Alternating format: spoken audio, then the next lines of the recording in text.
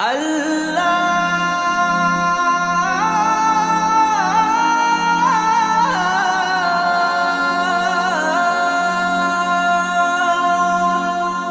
ও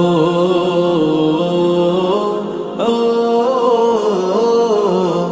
ও ও আমারি কণ্ঠে তুমি তোমারি বাণী তুলেছ, বুকের দেরাজ তুমি কোরআনের স্থান দিয়েছ। এত ভালোবাসো কেন মালিক আমায়, কি করে শুকুর তার করি আদায়।